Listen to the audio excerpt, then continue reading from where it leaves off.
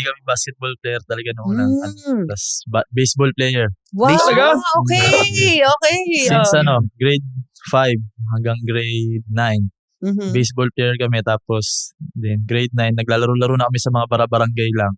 Tapos parang may coach na na-scout kami. Kasi nilabanan namin sila dayo.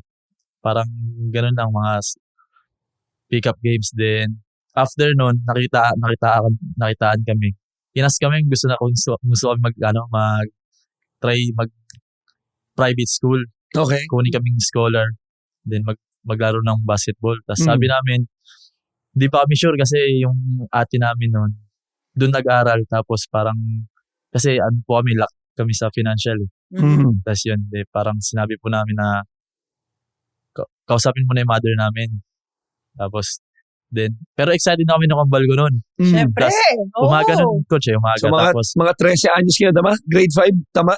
Grade 9, coach. Grade 9, okay. So, yeah, more or less. Late na pala sila nag-basketball. 16, okay. Tapos, after po nung game, babalik daw po sila sa bahay namin para kausapin yung mother namin. Then nasa lola ko po ako noon, natulog.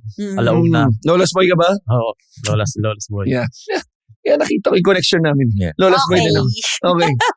Tapos, bigla pong pinuntahan po ako ng kambal ko noon. Tumatalon. Ginising po ako. Sinabi, Isoy. Basin na tayo. Papasok tayo sa private. Sorry. Anong tawag sa'yo? Tisoy po. Tisoy! I just wanted to make that clear. Kasi kung tama yung rinig ko. Ano tawag sa kanya? Nek-nek. That's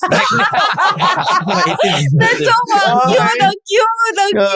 Okay, tapos. Teka. Anong nek-nek? Kasi ano po kami. Kung pwedeng sabihin on air. Okay.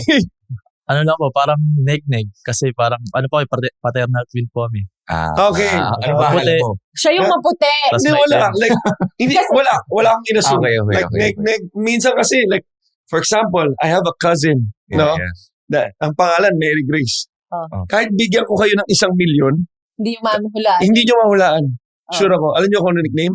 Apple.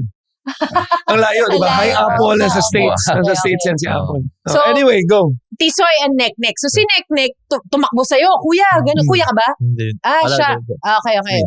Tapos yun lang, tinawag ako. Ginising ako, Soy, magbabarsity na tayo. Pasok na tayo sa private. Pumayag na si nanay. Tapos, gising po agad ako nun. Tapos, kaso pagpunta ko po sa amin, wala na po yung si coach. Thank you po sana ako, ganun eh. Okay. Tapos, kinabukasan yun na po. Na first practice namin. Wala po kami sapatos nun eh. Nanghiram lang po kami kasi nakatapak lang po kami lagi naglalaro eh. Naiyak ako. Pero may sipon na to, ha? Ayoko na. Okay, go. Yun, tapos first practice, okay naman po. Then, hanggang nagtuloy-tuloy po. Naging varsity kami sa high school. So, humiram lang kayo ng sapatos nung unang araw? Tapos yun.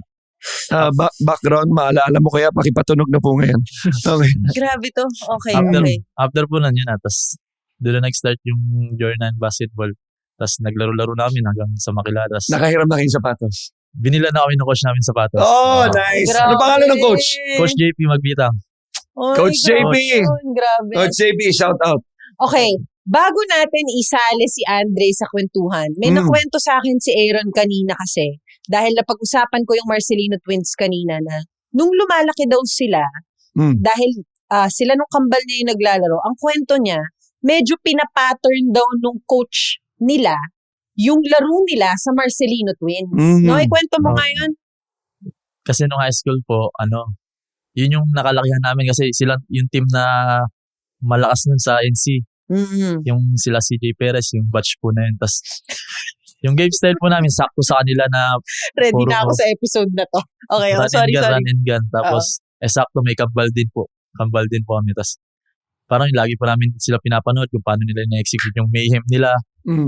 Yun, kaya parang inisip mo namin, sabi din po ng coach namin, dapat after nyo dito sa Montessori, pag nag-Manila kayo yung next na Marcelino. Grabe naman ang kwento na yun. Grabe. Okay, so nagkasawa si Nek-nek.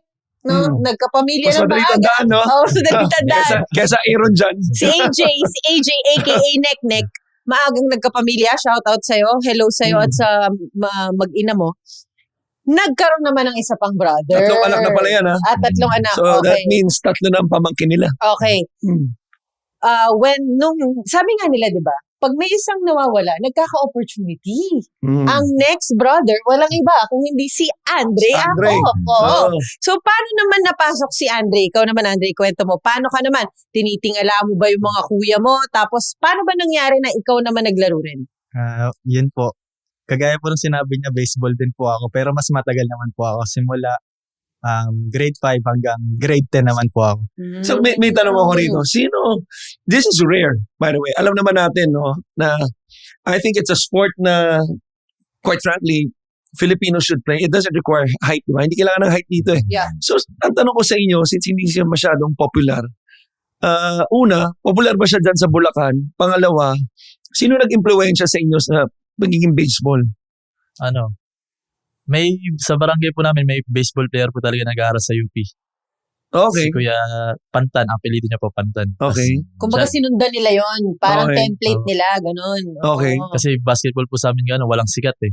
Siya po parang UAP player po siya, tas nag-national team din po siya. Okay. Kaya that's parang so yun po yun ganda. Pero dahil, ito yung history niya, syempre na-impluwensya kayo. So pag kunyari, yung mineral water na yan, kaya mong iba to papunta rito. Parang sample. Okay, Andre. Okay, Go. so mas matagal ka nag-baseball. baseball, go. Oo. Tapos, nung parang regional meet po namin, basketball na po sila nun. Tapos ako naman po, baseball pa. So, ang nangyari po nun, nag-abot-abot po kami doon. Then, after po nung game ko po nun, parang naging silver medalist po lang po kami nun. Tapos, may game Congrats pa rin. may game po sila. Tapos, kinausap po ako nun ni Coach JP Magbitang na, next year, dito ka na sa Montessori, mag-basketball ka na din. Tapos, parang ako, sige po, Coach. So dual athlete kayo nung nasa Montessori. Parehas kayong baseball player and basketball player, tama ba? Sabay nyo ginagawa? Hindi, basketball na po kami nun, Coach. Okay. Nung naglumipat po kami ng private, basketball na lang. Okay. So nung paglipat, Andre, Siguro sa isip mo, ako naman yung bibigyan ng sapatos. Ayun po. ang laking bagay nun pala, by the way. Yun, pagsabi po nun, after po nung game po nila nun, na nag-start na din po ako mag-practice sa kanila. Kaso, hindi na po kasi kami nag-abot-abot sa sa school po na yun eh. Kasi, Bakit? Parang, di ba, 1 o 2 taon lang 2 years po. ang agwat nyo? Parang, 2 years. yung age po kasi nun hanggang parang 17 hanggang 17 ka lang po pwede maglaro. Okay. Ganun. So, yun po, nag-try out po ako doon. Tapos, kasi sila po yung parang nilolook up ko din po na Kasi sila po yung medyo mas nakilala na din po sila ng gawa ng marunong din po sila mag-basketball nun. Tapos ako, tsinaga ko lang din po, nag-practice po ako paunti-unti. Tapos, ayun, hanggang sa nabigyan po kami ng break na nakalaro din po ako ng regional, nakarating din po kami ng Claraa nung batch po namin. Okay. So yun, doon na nagsimula yung journey yung dalawa sa basketball. Paano naman napunta ang sasakyan sa MPBF? Fast forward ng konti. Ako po nung pinaka-first din ko po sa Pro PSL. Yung parang may boss po ako sa Bulacan na sa dayo-dayo din na in-invite po ako kung gusto ko daw po mag PSL, mag-pro. Tapos sabi ko, magka-college pa po, parang gano'n. Tapos sabi, pwede naman SGL. Tapos, nag-go na po. Tapos, after po nun, then, diretso po nag-convert yung team po namin sa MPBL. SGL is the special license na ginrant dati lalo sa NC. Yeah. No, sa UA, hindi ako sure kung grinant yan. I think this is the time when sila pandemic. Camis were allowed to play also in the After the MPBL. pandemic. Yeah. Okay, go. Tuloy. Tapos, din po, 2023, Bulacan Kuya Sport. Sila Kuya Otep Gabayni, sila Kuya Gwen Capasio. Tapos, yun, after po nun. Sino coach yun? Si Coach Alvin Gray tsaka Coach Jericho Dinero po. Okay. And then, first season yun. Second season? Tapos, after that year po, po muna ako, aral. Kasi madami po ako na miss. Dahil sa practices po. Tapos, after ko po gumraduate, sakto po window na po ng 2025 season. Last season po. Tapos yun, kinuha ka na ulit. nag-try po. Naalala ko yun kasi I'll never forget. I think it was their last game. No? Naalala ko sa Bataan yun eh. Siya nag-best player nun eh. Yeah. And tama, di Kakadating ba? pa lang niya nun. Patapos na. Tama, di ba? Patapos ka na dumating. Ito nga sinasabi mo, di ba? Parang sabi ko, parang nahuli ka na dumating eh. Di ba? Kasi yun nga, doon lang siya nag-best player. So nakikita na nga natin, no? Ang performance nila ngayon, I mean, obviously, Bulacan has yet to get more wins, but with 3 wins right now. Yeah, Mhm. with the performances of these brothers, of the Acop brothers and Benedictus, no? Shout out din sa kanya. Talagang nakikita natin yung quality ng sistema ni Coach Alan sa Langsang. Of course, the legend. Ngayon, gusto ko lang malaman sa inyo, syempre, di ba, parang bukod sa ang ganda ng pinapakita nyo sa team, homegrown talaga kayo ng Bulacan, di ba? Kumbaga yung pakiramdam na represent nyo talaga yung probinsya nyo at magkasama kayong magkapatid doon. Gaano to kalaki, ka-overwhelming para sa inyo? So, sobrang kasi iba yung pag may pride ka talaga sa pag naglalaro eh. Nadala mo talaga yung hometown mo. Tapos yung support din na binibigay din ng management. Bago mag-start yung season kasi, Coach, parang wala talaga kaming balak mag-MPBL. Okay. Bakit? Parang mag-work na lang muna. Ganun. Dahil nga sa mga past seasons. Okay. Sakto lumipat to, Coach, yung kapatid ko, nag-St. Clair. May 1-year residency siya. Okay. Tapos sabi, parang gusto niya mag-pro. Sabi ko, tingnan natin ngayon sa Bulacan. Sige, samahan kita. Parang gano'n. Wow. Kasi nga nakadalawang season natin po ako. Correct. Tapos after nun nga. Medyo dismayado ka na. Di ba? Yung mga huling 2 taon. Kaya nag-aalangan ka. Okay. Tapos, yun, yung management po, kinausap po kami na gano'n about gano'n na gustong ibalik yung dating Bulacan Kuyas na ganito. Tapos, puro homegrown. Yun po unang sabi sa amin, mas pilitin namin na puro homegrown para may pride talaga tayo, sabi ko. At yun ang pinapakita nyo. Naisip namin, uy, sige, sakto, sa kapatid ko, tapos sa amin. Tapos kaya, girap din po namin yung opportunity. Kung di ka pa nakasubscribe, ano pang hinihintay mo?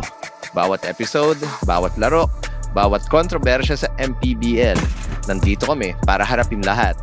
Hanapin ang Rebanse sa Spotify, Apple Podcasts, at YouTube. Kung may gusto kang sabihin, may issue kang gustong harapin, o may Rebanse ka sa sinasabi namin ngayon, mag-subscribe, i-share, makiisa sa usapan.